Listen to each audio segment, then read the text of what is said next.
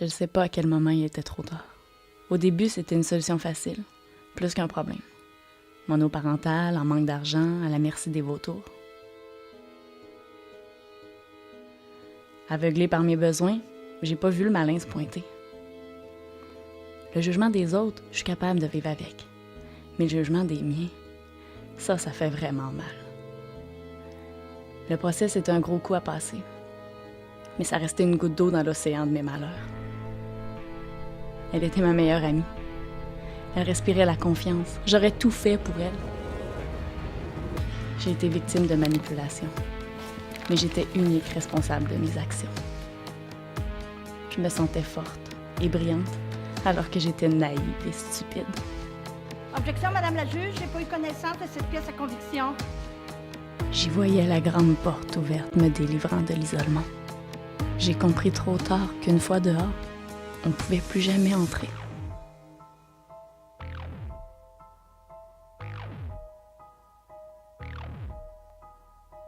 Si j'avais su qu'en battant de l'aile dans mon jardin, j'allais noyer les récoltes des voisins.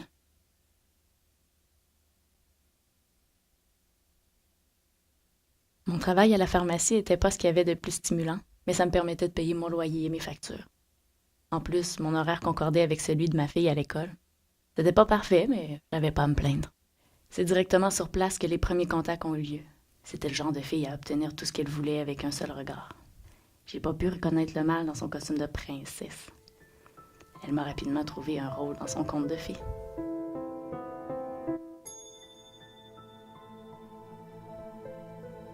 Les premières fois, ça me stressait et ça m'angoissait.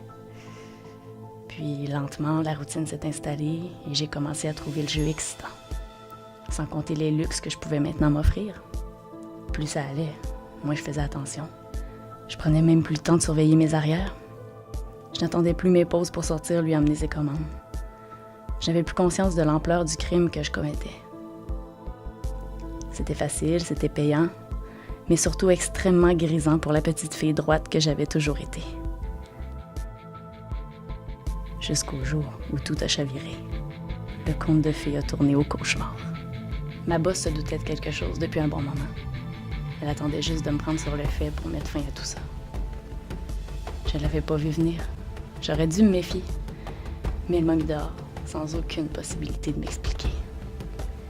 Quoique de toute façon, mon argumentaire aurait été assez limité. Je me retrouvais sans rien, ni job, ni entrée d'argent parallèle.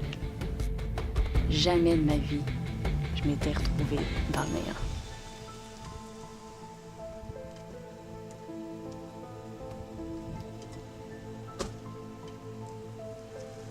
Jamais de ma vie, je m'étais retrouvée autant dans le néant. Heureusement, j'avais une amie, ouais. Elle m'a promis que tout irait bien, qu'elle me sortirait de là, qu'elle s'occuperait de moi.